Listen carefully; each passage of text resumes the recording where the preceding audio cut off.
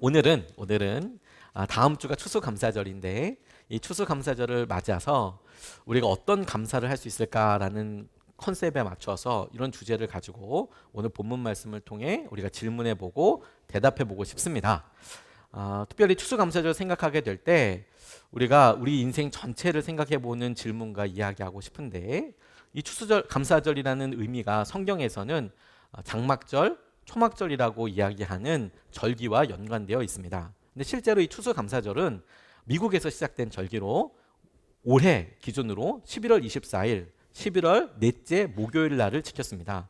그걸 공휴일로 지켰던 것은 링컨 대통령이 남북 전쟁 때 공휴일로 정했다고 그래요. 한참 남북 전쟁이 진행될 때 링컨 대통령이 추수에 대한 우리 감사, 하나님께서 하시를 감사하자. 그래서 추수감사절을 국경일로 지켰다고 하지만 실제로 처음으로 이 추수감사절을 지키게 된 것은 1621년경에 청교도들이 미국에 도착하게 됐을 때 처음 거둬들였던 추수에 대한 감사로 드렸던 것입니다.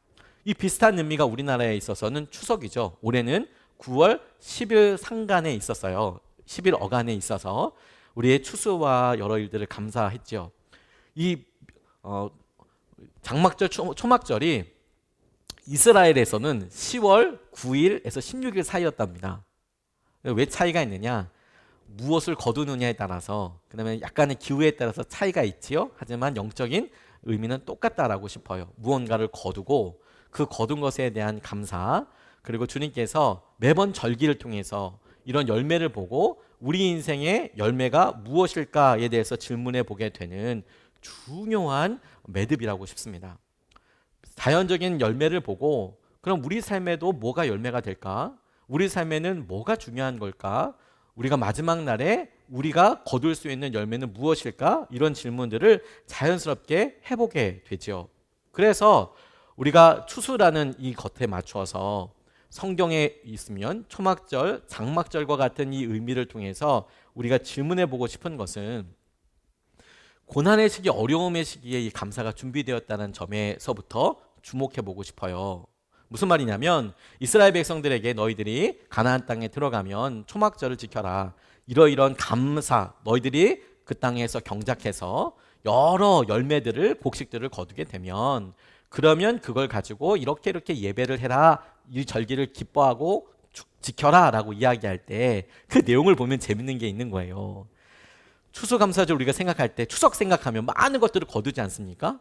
그런데 성경에는 어떻게 그 시기를 지키라고 이야기했냐면 거꾸로 너희들이 광야 생활에 있을 때 초막을 짓고 장막에서 살았던 것처럼 많은 열매를 그 땅에서 심어서 거두고 그걸 다 이렇게 창고에 저장하고 나고 나니까 부유해지고 기쁜 것 같이. 그런데 그때야말로 광야에 너희들 초막 짓고 있었던 때를 기억해. 그래서 실제로 초막을 짓고 종려나무로 초막을 짓고 광야 생활을 기억하면서 그 절기를 지켰어요. 가장 풍성하고 가장 의미 있는 그 시기를 그들에 있어서 제일 힘들었을 법한 시기를 떠올리면서 지켜라라고 이야기했다고요. 그런데 앞서서 말씀드렸듯이 이걸 처음 들었던 이스라엘 백성들 입장에서 생각해 보고 싶어요. 무슨 말이냐? 이스라엘 백성들이 모세로부터 너희들이 이러한 세 가지 절기를 지켜라라고 이야기했을 때 그 이야기를 들었던 때는 광야였거든요. 가나안 땅에서 들었던 게 아니에요. 그러니까 이스라엘 백성들이 처음에 들었을 때는 가나안 땅엔 가긴 가는 거야? 도대체 언제 가는 거예요, 거기는? 뿐만 아니라 그러면 거기서 지킬 때 그게 어떤 거야? 라고 이제 상상할 수밖에 없는 거죠. 그게 자기들이 유목생활하면서 광야를 방황하면서 살 때 뭘 심어서 거둘 수가 없었지 않습니까? 심는다는 것은 적어도 1년이라는 시간이 필요해야 심고 거둘 거 아니에요. 그런데 1년 동안 그 땅에 있는 것은 아니었으니까 또 얼만큼 있는지를 확신할 수 없으니까 심어서 뭘 거두는 것은 어려웠을 거거든요. 상상할 수 없었을 거예요. 그런 이스라엘 백성들을 보기에는 여전히 뭔가 열매가 없고 이게 우리에게 좋을지 나쁠지 얼마만큼의 기쁨일지 얼마만큼의 열매일지 상상만 할 그때에 추수감사절을 지켜라, 장막절을 초막절을 지켜라 라고 들은 이스라엘 백성들의 마음이 이 추수감사절 앞에 하고 있는 한 주이지만 앞에 하고 있는 우리의 영적인 마음과 다 있다고 싶은 거예요. 저는 참 고민을 많이 했습니다. 추수감사절을 준비하고 또 그 전주에 이 추수감사절의 의미, 무엇을 감사라고 할 것인가 기준에 대해서 생각해 보면서 마음속에 정말 몸부림처럼 여러 질문들과 생각을 하게 되더라고요. 뭐가 감사하지? 시기적으로 봤을 때는, 나라로 봤을 때는 할로윈이나 뭐 금리가 오른다거나 여러 어려운 일들이 많이 퍼졌고, 교회에서나 개인적으로나 감사의 제목들을 찾는다고 이야기할 때 저 스스로가 영적으로 눈을 뜨게 해달라고 간절히 기도하면서 몸부림을 쳐야 하는 상황이 된다는 것에 깜짝 놀란 거예요. 무엇을 감사라고 할 수 있을까? 농사를 생각하듯이 하나님께서 우리의 삶을 생각하시는 지혜를 오늘 빌립보서에서 우리가 붙잡고 싶습니다. 빌립보서의 제일 처음에 1장 6절 말씀에 이렇게 나와 있는데, 선한 일을 여러분 가운데 시작하신 분께서 그리스도 예수의 날까지 그 일을 완성하시리라고 나는 확신합니다. 처음에 인사할 때 나오는 말인데, 여러분 가운데서 선한 일을 시작하신 분께서 그리스도 예수의 날까지 그 일을 완성하실 것입니다. 이제 이게 바울이 빌립보 교회 사람들에게 이야기한 거예요. 빌립보서는 바울이 감옥에 갇혀 있었을 때 가장 힘들다고 할 수 있었던 시기였거든요. 근데 빌립보 교회 사람들을 보면서 그들에게 편지를 보냈을 때, 너희들 가운데 선한 일을 하신 그분을 기억해. 그분이 이루실 거야.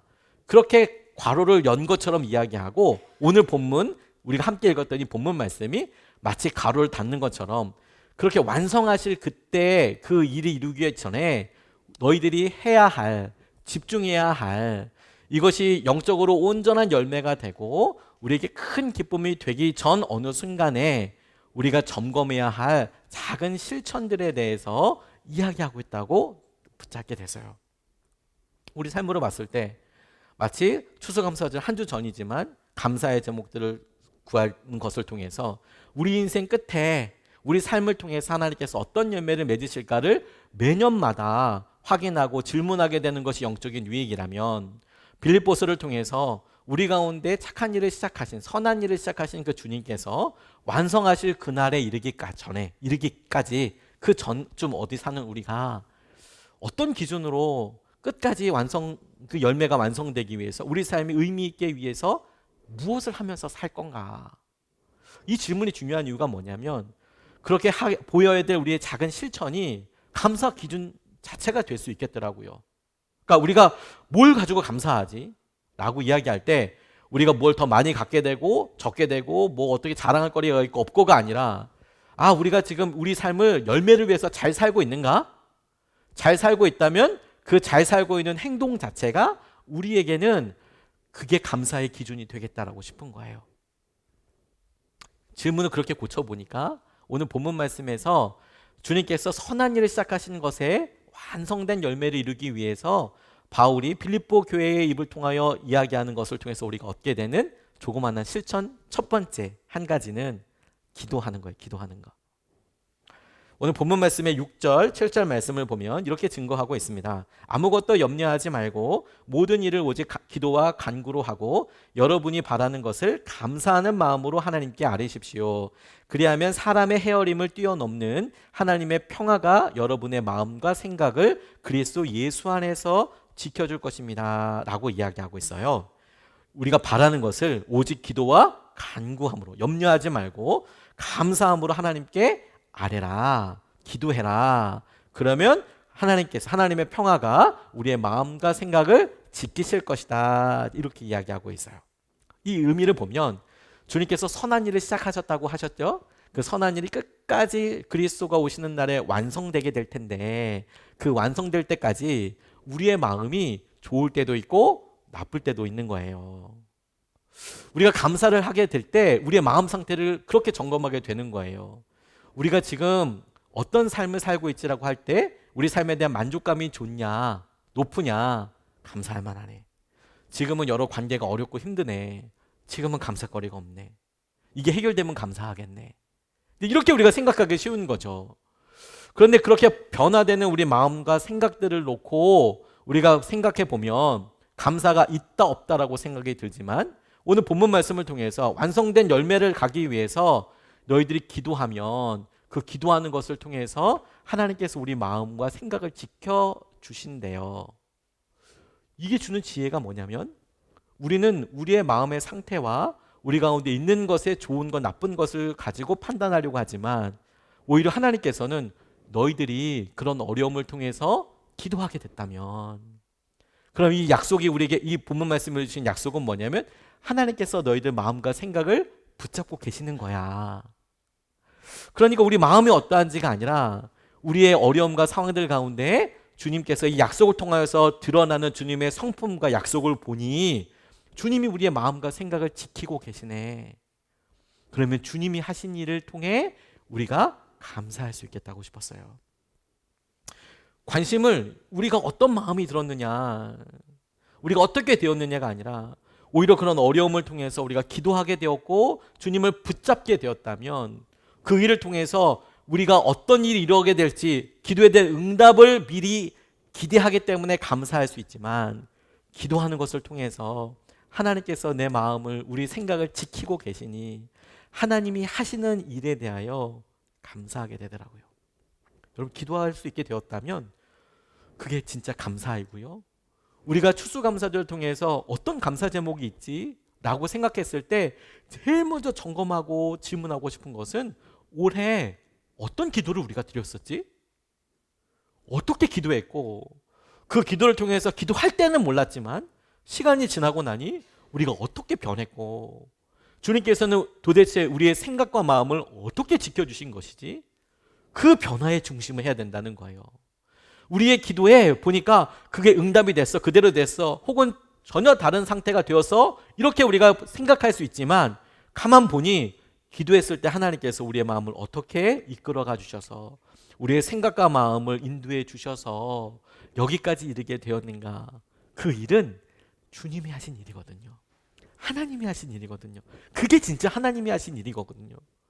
우리의 감사의 첫 번째 조건이 기도, 그리고 그 기도가 여전히 우리에게 중요한 삶의 열매를 맺기 위해서 아주 필요하고 건강하고 꼭 우리에게 주님께서 권면하시는 구체적인 실천 상황이라는 거예요.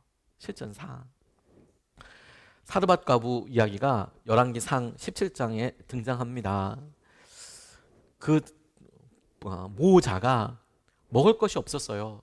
그들만 없었던 건 아니고 전체가 다 힘들었어요. 오랫동안 흉년이 졌거든요.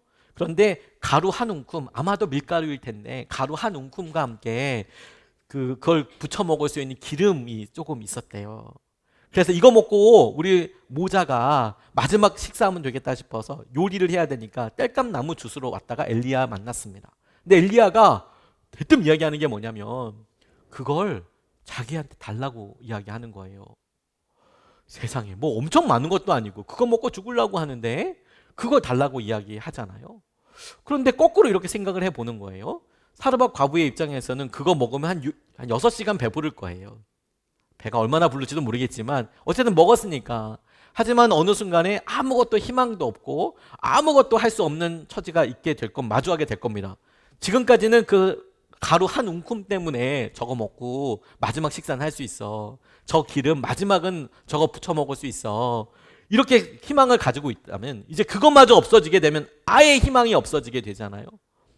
그런데 물리적으로 봤을 때는 그거 먹냐 안 먹냐는 시간상으로 크게 의미가 없어 보이지만 중요한 건 뭐냐면 그 남은 그것마저도 하나님이 하실 일에 대해서 드릴 수 있는 기회가 주어졌다라는 거예요.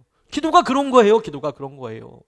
우리의 삶에 기도하고 감사하는데 마치 사르밧 과부의 그 한 가루 한 움큼이랑 기름처럼 여기서 내가 감사하고 내가 여기서 뭘 한다는 것이 어떤 의미가 있느냐, 이게 무슨 차이가 있느냐. 아니요, 주님을 위해서 할 수 있는 것 한 가지가 남은 거예요. 우리 삶이 아무리 힘들고 어려워도 기도할 수 있는 것 한 가지가 남은 거고 간구하고 감사할 수 있는 것 한 가지가 남은 거예요.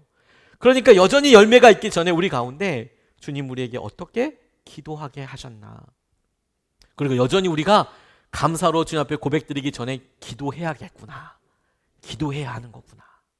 그게 주님께서 우리에게 추수감사절기를 통해서 감사의 제목을 깨닫는 것과 함께 우리의 삶의 중요한 실천으로 도전하시는 첫 번째, 기도하라 라고 싶어요.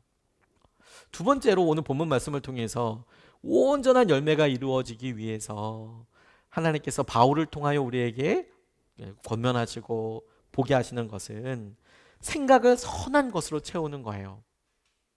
생각을 선한 것으로 채운다는 것은 뭐냐면 우리의 생각이 선한 것으로 채워져 있느냐 그렇지 않느냐.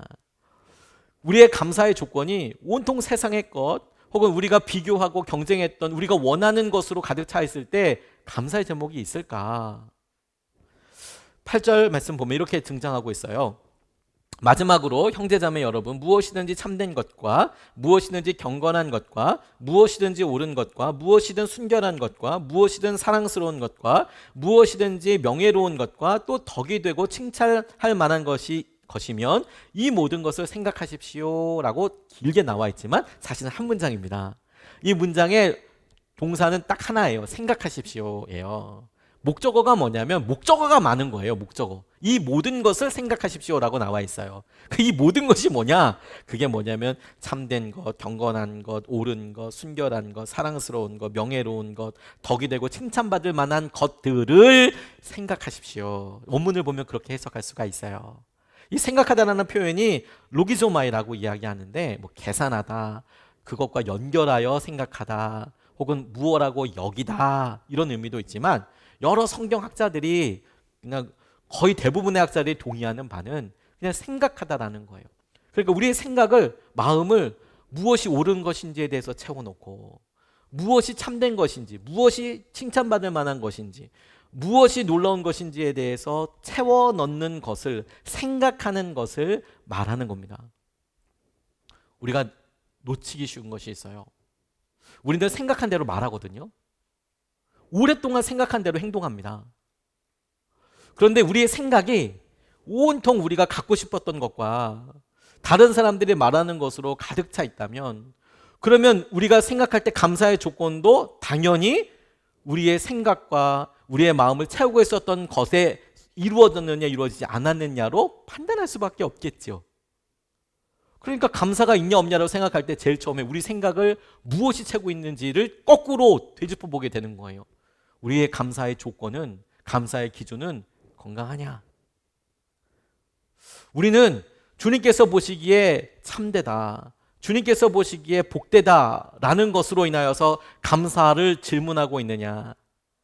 아니면 다른 사람들이 보았을 때 우리의 삶에 이것이 부러워할 만해, 우리 자녀들 통해서 이런 건 좋은 것 같아, 우리가 이만큼 있었으니까 다른 사람들에게 자랑할 만해, 이런 것으로 감사의 조건을 찾느냐? 그래서 이렇게 봤을 때, 친구들을 만나고 형제들을 만났을 때 감사의 조건이 없네. 왜냐하면 저 집이 더 잘 된 것 같고, 저 기업이 훨씬 더 좋은 것 같고, 더 건강한 것 같고, 남의 집 자식이 훨씬 더 뭐가 잘 되는 것 같고, 그러니 감히 그 앞에서 감사를 찾을 수 없겠죠. 근데 하나님은 그런 것에 대해서 생각을 채우라는 것이 아니라 무엇이 옳은지, 무엇이 경건한 것인지, 무엇이 선한 것인지, 무엇이 칭찬받을 만한 것인지, 무엇이 경건한 것인지, 순결한 것인지, 그것으로 생각을 채워라.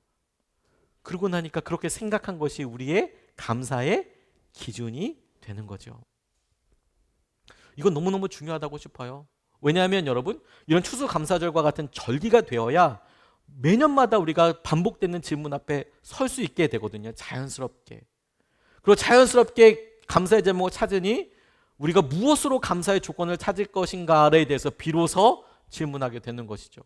어느 순간에 우리의 생각이 온통 다른 것으로 채워져 있어요. 어느 분이 조금 재미있게 표현하듯이 이렇게 이야기하시더라고요.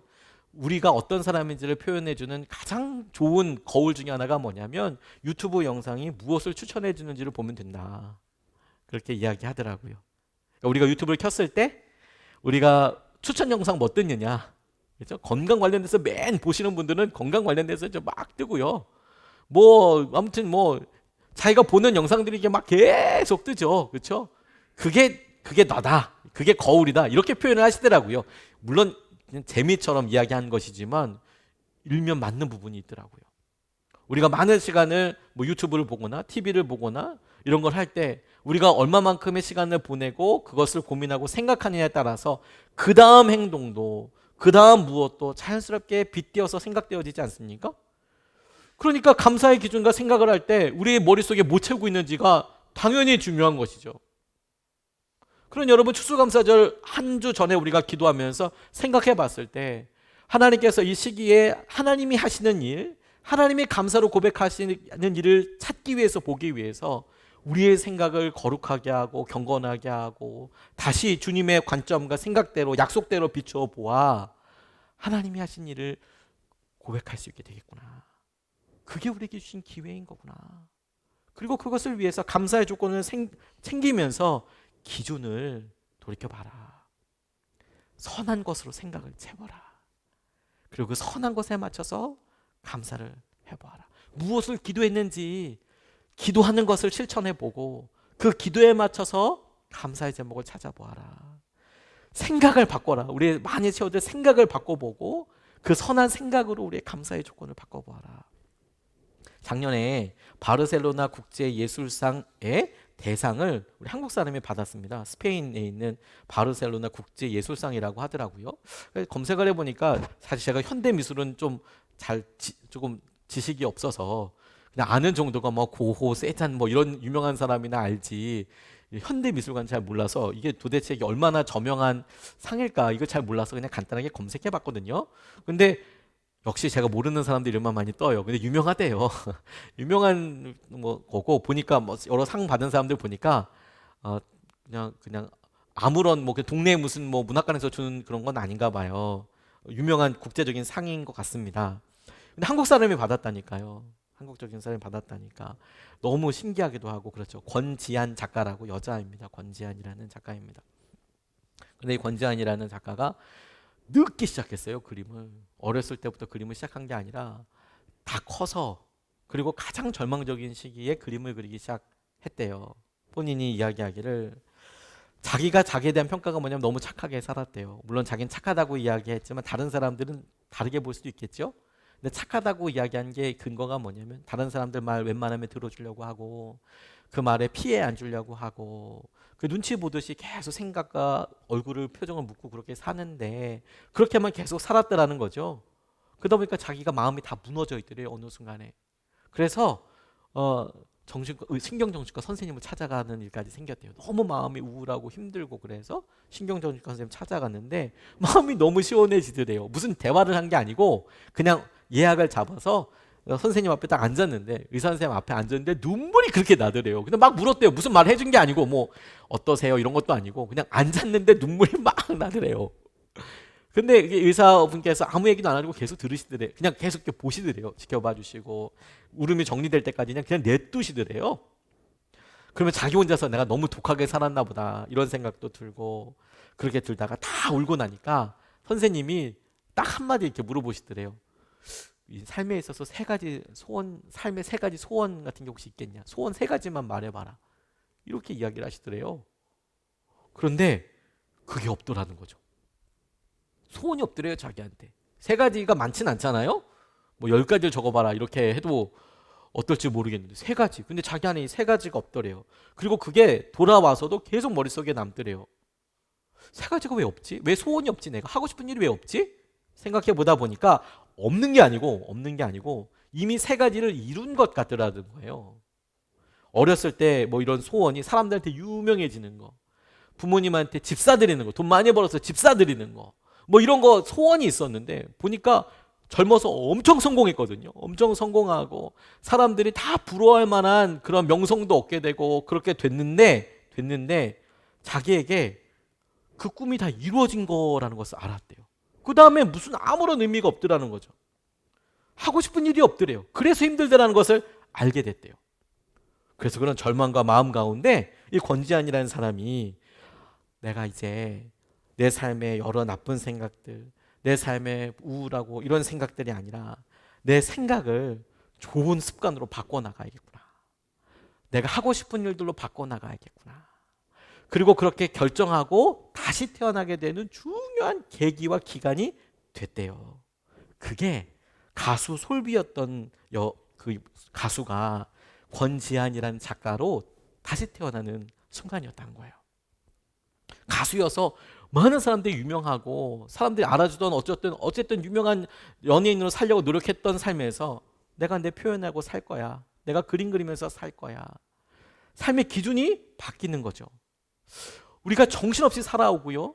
정신없이 살아온 것에서 매주마다 혹은 매일마다 만날 때마다 우리 삶에 뭐가 감사할지에 대해서 자연스럽게 생각합니다. 열매가 뭔지 생각합니다. 그런데 이런 추수감사절과 같은 이런 시기를 통해서 우리가 감히 서서 우리 인생의 열매에 대해서 질문해 봐야 하는 것이죠. 내가 열매라고 이야기하는 것을 주님께서는 그래, 주님께 칭찬받을 만한 열매다라고 봐주실까? 주님께서 보시기에 그것은 거룩한 것이라고, 경건한 것이라고 봐주실까? 내가 자랑할 만한 것, 혹은 내가 실패하고 내가 힘들어하는 것을 주님은 뭐라고 봐주실까? 그 주님이 보시는 시선대로 우리의 생각과 마음을 채워넣는 것, 그게 우리에게 주어진 작은 실천이면서 동시에 우리가 찾아야 될 감사의 기준입니다. 주님께서 하시기에 맞춰서. 세 번째, 주님께서 우리에게 도전하시는 실천이자 우리가 찾을 수 있는 감사의 기준은 작은 것들이에요. 작은 것들을 실천하는 것에서부터. 9절 말씀은 이렇게 나와 있어요. 그리고 여러분은 나에게서 배운 것과 받은 것과 듣고 본 것을 실천하십시오. 그리하면 평화의 하나님께서 여러분과 함께 하실 것입니다 라고 이야기하고 있어요. 배운 것, 받은 것, 듣고 본 것, 이걸 실천하십시오. 저는 이걸 이렇게 적용해 봤습니다. 바울이 이야기하고 있는, 빌립보 교인들에게 이야기하고 있는 본 것, 배운 것, 이런 것들은 그냥 일상의 작은 것들이라고 여길 수 있겠더라고요. 뭐 엄청난 일을 새롭게 결단하고 출발하고 해라, 이게 아니라 같이 살면서 보았던 것, 들었던 일을 실천해라, 계속 행해라. 근데 중요한 게 뭐냐면, 그리하면 평화의 하나님이 함께 할 거다. 저는 여기서 감사의 기준과 우리의 실천 상황을 보게 돼요. 우리는 크고 작은 것에 따라서 감사를 하려고 합니다. 그런데 성경은 크고 작은 것이 아니라 주님께서 하신 것에 맞춰서 감사가 제목이 될 수 있겠어요. 바울이 했던 것처럼 그에게 들었던 것, 예수 그리스도를 통해서 우리에게 증거된 것도 우리가 순종하고 살아가요. 그러면 약속이 뭐예요? 평화의 하나님이 함께 하신대요. 그러면 우리가 감사 제목을 보는 거죠. 우리가 감사로 해야 될 제목은 크고 놀라운 일이 아니라 하나님께서 함께 하신 일이 우리에게 감사의 제목이 돼야 되는 거예요. 그게 작은 일이어도 하나님, 평화의 하나님께서 함께 해주신 일이 우리에겐 감사의 제목이고, 큰 일이어도 하나님께서 함께 해주신 일이 아니라면 굳이 하나님께 감사할 일은 아닐 거예요. 우리는 크고 작은 일로 감사의 조건과 제목을 찾지요, 기준을. 그런데 성경은 우리의 실천 상황처럼 작은 일에, 너희들 듣고 배운 일에 실천해라. 그러면 주님께서 함께 해주실 것이다. 이 말씀을 통해서 거꾸로 그 일이 지나놓고 나서 혹은 앞으로 되어질 일을 중간 평가할 때 주님이 함께하고 계신 일인지가 우리에게 앞으로 이 일을 계속 해야 할지에 대한 중요한 기준이면서 동시에 우리가 감사할 수 있는 중요한 터전이 되는 거예요. 무엇을 이루었느냐, 했느냐, 자랑할 만느냐가 아니라 주님이 거기 함께하고 계셨느냐. 여러분, 한 주 동안, 1년 동안 우리의 삶을 보면서 주님께서 우리에게 기도하게 하신 것, 주님께서 그 기도를 통해서 우리의 마음의 생각을 지켜나가게 하시고, 그때는 고통스럽고 괴로웠지만 기도하기 시작했고 그래서 붙잡게 되었다면, 그러면 그 일에 대한 응답과 변화보다도 더 놀라운 것은 주님이 생각과 마음을 지키셨구나, 이렇게 인도하셨구나를 통해서 감사할 수 있고, 주님께서 우리에게 행하신 일을 우리가 보고 나니까 크고 작은 일들보다 우리의 생각의 기준을 점검해 보고, 아, 주님께서 평가하시기에 이건 칭찬받을 만한 일이구나, 그래서 감사하게 되고, 뿐만 아니라 우리가 보면서 작은 일이지만 주님께서 함께 하셨던 일이 우리에게 놀랍게 주님 앞에 감사하고 고백해야 할 감사의 제목들인 거구나. 여러분, 큰 일이 있으면 큰 감사를 하고 작은 일이 있으면 작은 감사를 하는 겁니까? 우리가 추수감사절을 맞아서 주님 앞에 뭐 예물을 준비하고, 그리고 우리의 삶에 감사의 제목들을 적어갈 때 우리가 오랫동안 기도했던 간절한 것들이 이루어져서 기쁨으로 적을 수는 있겠죠.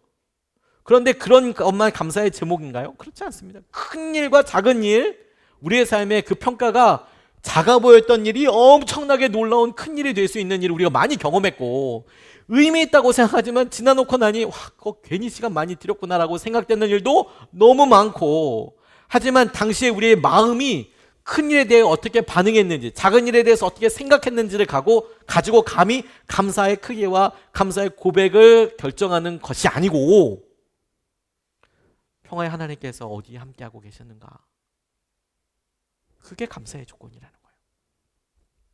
그러면 우리가 되어진 일 때문에 감사하는 게 아니라 함께하신 하나님으로 인하여 감사하는 것을 통해 이 이후에 일어나게 될 일들도 하나님이 하신 것이라는 것에 대한 분명한 확신을 얻게 되는 통로가 될 거라는 거예요. 이게 중요한 것이죠. 그래서 그럼 추수감사절 앞두고 우리가 고백하고 생각해야 될 질문이라고 생각하는 거예요. 영적인 실천이면서 동시에 우리 가운데 정말 그런 기준으로 감사의 조건과 감사의 내용들을 한 주 동안 기도하며 우리의 생각을 계속해서 바꾸어가며, 그리고 우리에게 주어진 일들에 순종해 가며 책임져 가 보자는 거죠. 찾아가 보자는 거죠.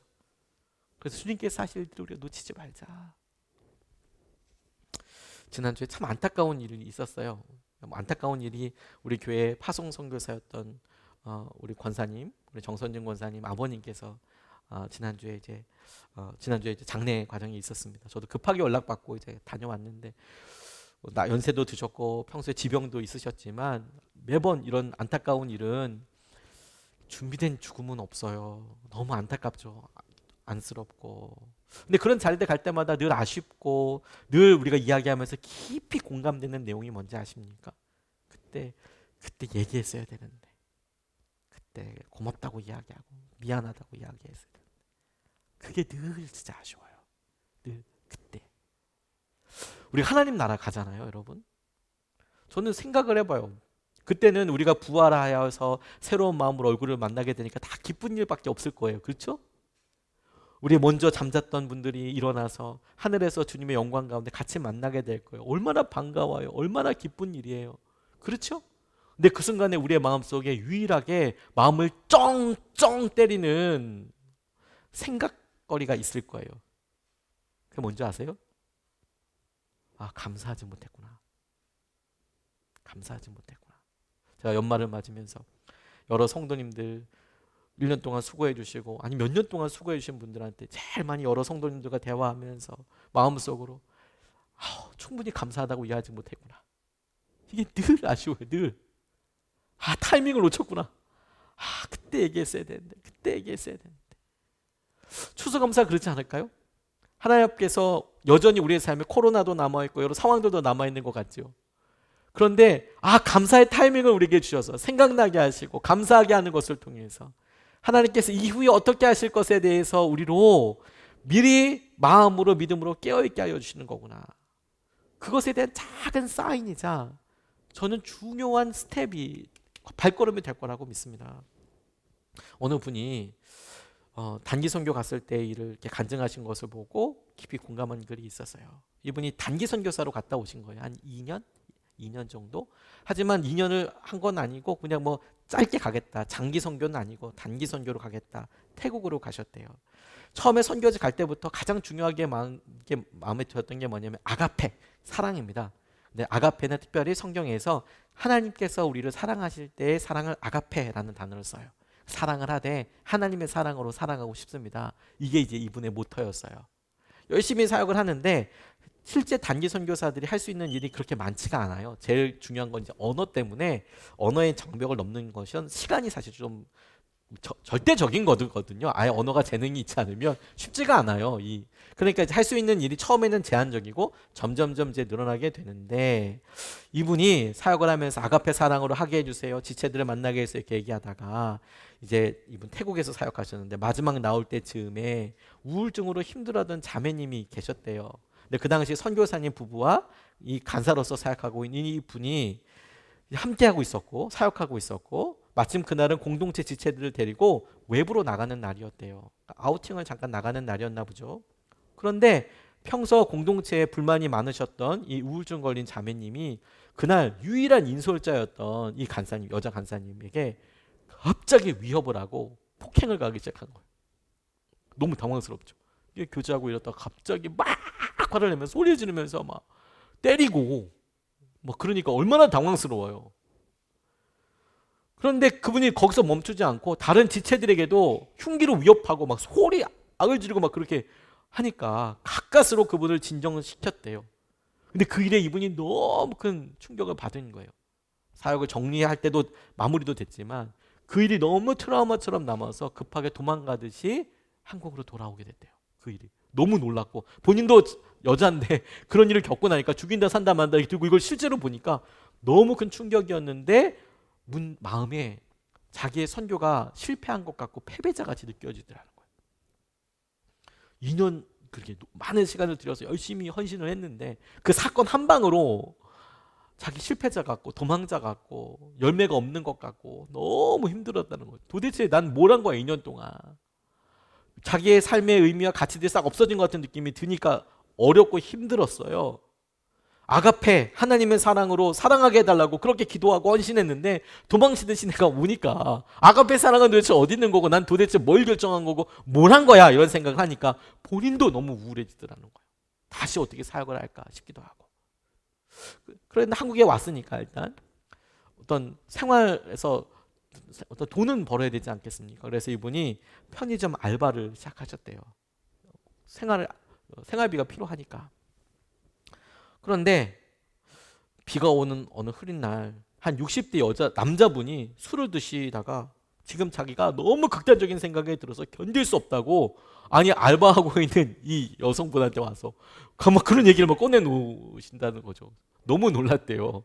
그냥 자기가 뭐 한 건지도 모르고 그냥 알바 앞에서 시간 알바하고 있는데 갑자기 60살 넘게 먹은 남자분이 막 그렇게 이야기를 막 울면서 이야기를 하시니까 너무 놀란 거죠. 고통스럽다고 막 이야기하니까. 그리고 더 이분이 너무 당황스러웠던 건 뭐냐면 자기가 태국에서 우울증에 시달리는 그 자매 때문에 폭행당한 지가 한 달이 채 지나지 않았기 때문에 이 트라우마가 있는 거예요. 이렇게 갑자기 울다가 갑자기 막 이제 손을 들어서 막 하거나 이렇게 막 터지는 걸 보니까 자기도 너무 놀란 거죠. 근데 이 남자분이 이렇게 알고 한국에 와서 이러니까 너무 당황스럽고 자기 지금 알바하고 도망갈 수도 없고 막 이런 상황이 되니까 너무 두렵고 너무 어렵더래요. 처음에는 이제 외면하고 막 그렇게 얘기하는데 말을 걸기가 싫으니까 속으로 막 이제 기도만 하는 거죠. 하나님 이거 살려달라고, 이거 붙잡아 달라고, 하나님 이 상황을 도와달라고. 그런데 그 후에도 이 손님이 계속해서 괴롭다면서 자꾸 이제 막 그 매장을 돌기도 하고 찾아오고 얘기하니까 결국에는 이 자매가 용기를 내서 기도해드리겠다고, 기도하자고. 그래서 생뚱같이 그 편의점에서 기도하자고. 그리고 카운터를 사이에 두고 같이 기도했대요. 이분을 간절히 기도했대요. 그런데 기도를 드리고 나니까 이 손님의 얼굴이 정말 해같이 빛이 나고 있더래요. 그리고 눈물을 흘리고 그 기도만 해드렸는데 감사하다고 몇 번이도 이렇게 이야기하더라는 거죠. 이분이 정말 너무 이 생뚱같은 환경이 너무 당황스러운 거죠. 그냥 편의점에서 알바하고 있다가 갑자기 비 오는 날 너무 힘들다고 술 먹고 오신 아저씨가 막 울면서 막 극단적인 생각과 뭐 이런 얘기를 막 해서 너무 자기는 두렵고 기도해 드렸는데 갑자기 이분 태도가 확 변하니까 그리고 얼마 있다가 감사 편지를 이렇게 적어 가지고 오셨더래요. 감사 편지를 읽다가 이분이 정말 깜짝 놀랐대요. 자기가 자기의 무슨 속 이야기를 이야기한 것도 아니고 뭐 다른 이야기를 한 것도 아니고 그분이 믿음 생활을 했는지 안 했는지도 모르고 그 짧은 상황에 서로 아는 바는 전혀 없잖아요. 근데 그 편지 내용에 있었던 글 때문에 너무 깜짝 놀랐대요. 그 편지 내용, 감사 편지 이런 내용이 있더래요. 삶의 가치를 논하기 전에 본인이 말한 게 있으니까 삶의 가치를 논하기 전에 당신의 진정한 아가페 사랑을 느꼈습니다 라고 쓰여져 있더래요. 당신의 진정한 아가페 사랑을 느꼈습니다. 이 분이 이거 보고 정말 아가페라는 이야기, 아가페 사랑이라는 이야기를 듣고 너무 놀랐대요. 그리고 알아차린 거죠. 하나님이 보내신 거구나, 이 사람을. 하나님이 보내신 거구나. 하나님이 보내셔서 그 글귀를 통해서 이것 봐. 너 실패한 거 아니야. 너 아가페 사랑은 느끼고 있잖아. 너 실패한 거 아니야. 하나님께서 듣고 계신 거야. 그래서 마음속에 깊은 우울과 억울함과 실패감으로부터 살아계신 하나님, 자기를 보고 계시고 알고 계신 하나님을 향하여서 고백을 할 수 있게 되었다고 이야기하시더라고요. 여러분, 우리 삶에 추수감사절은 이런 기능하는 거 아닐까요? 우리가 모두가 다 힘든 이 시기를 보며 코로나 때문에 너무 힘들고 고통스러운 시기를 겪고 또 금리나 또 대출금이나 또 우리가 새로운 2잡, 3잡을 띄고 밤에 일을 하게 되고, 그리고 이런 이야기를 배우자나 자녀에게도 이야기를 다 하지 못하는 영역들이 있을 수 있고, 그래서 어느 순간에 우리가 마음과 생각에 나는 무가치해, 나는 능력 없어, 이런 생각으로 다 채우고 있다가 우리가 하고 있는 작고 소중한 일에 대해서도 어느 순간에 이게 무슨 의미가 있어, 이거 하면 뭐야, 아무도 기억해 주지 않는 걸 뭐 내가 이거 하는 게 무슨 의미가 있는 거야 라고 생각하게 되는 일이 의외로 많죠. 여러분, 그게 아니에요. 큰 일이든 작은 일이든 그 일의 평강이 하나님께서 함께하고 계시느냐, 그렇다면 그게 감사한 것이죠. 그게 우리가 하나님께서 함께하신 은혜와 하나님의 놀라운 역사하심과 하나님께서 이끌으신 은혜를 보게 하시는 거예요. 이스라엘 백성들이 광야 생활할 때 그들이 엄청난 적군들, 이길 수 없을 것 같은 아주 맹렬한 적군들과 만나서 승리도 했습니다. 그런데 여러분, 실제로 하나님께서 그들에게 받기 원하시고 훈련시키셨던 진짜 내용과 그래서 받기 원하셨던 감사는 무엇인지 아세요? 아침마다 만나 먹고 구름 따라 움직이고, 주님께서 그들의 삶을 변화시키시고 그들에게 하나님 되심을 알려주시기 위해서 보이시고 가장 많이 행동하시고 가장 많이 개입하시고 가장 중요한 의미로 삼으셨던 것은 전쟁에서 이기고 뭐 질병이 사라지고 이런 기사와 이적이 아니라 먹이고 그들을 보호하시고 인도하시고 함께 하시는 것. 그런데 되어진 일이 우리에게 얼마나 새롭고 놀랍느냐가 아니라 인도하시는 분이 주님이셨구나, 그 주님 때문에 우리가 오늘도 감사하고 하나님께서 하시는 일을 보게 되는 거예요. 다음 주 다시 한번 우리 추수감사절 보내게 됩니다.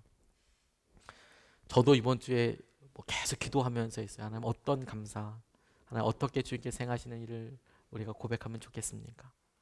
여러분, 다음 주 우리가 헌금 준비하면서도 감사의 제목들을 오늘 그냥 다 한번 적어 보십시오. 하나님, 어떤 일들 하셨나, 여러분 뭘 기도하게 되셨는지, 여러분 생각에 어떤 일이 차 있었는데 어떤 것 때문에 채워놓고 나니까 바뀌었는지, 그리고 무엇보다도 큰 일이든 작은 일이든 주님이 함께 하셨던 일은 무엇인지, 그 일을 통하여 하나님이 우리에게 주신 놀라운 감사의 능력과 감사의 고백을 회복하게 되시길 주님의 이름으로 축복합니다. 저는 다음 주라는 것이 너무 감사해요. 왜냐하면 아직 한 주 동안이나 우리가 마음을 준비할 수 있잖아요. 영적으로 무언가 심어 볼 수 있잖아요. 이게 한 주인데요? 아니요, 심어서 하나님께서 열매 맺게 하시는 것이 있을 거 아닙니까?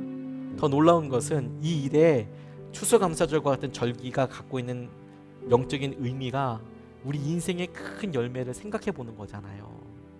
그러니까 우리가 감사의 기준과 행동을 결정하는 것을 통해서 하나님께서 이 추수감사절을 통해 우리의 삶의 마지막 날 그리스도께서 완성하실 그날에 부끄러움이 없고 선한 일에 완성된 것을 보게 하실 것을 위해서 중요한 감사의 흔적을 남겼으면 좋겠습니다. 그래서 우리가 이 찬양하고 같이 기도하고 싶어요. 오늘 여러분, 제가 이번에는 추수감사절 이렇게 설교 준비하면서 정말 힘든 분들이 많이 생각나는 거예요. 우리 교회 교우분들 중에서 어렵고 힘든 분들이 진짜 생각이 많이 나는 거예요. 제가 이렇게 웃고 얘기하고 있지만 참 힘든 분들이 많이 생각이 나는 거예요.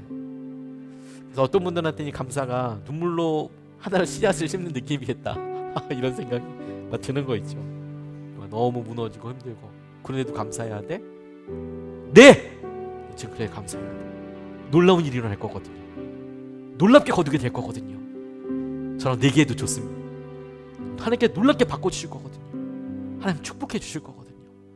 같이 찬양하고 같이 기도하겠습니다.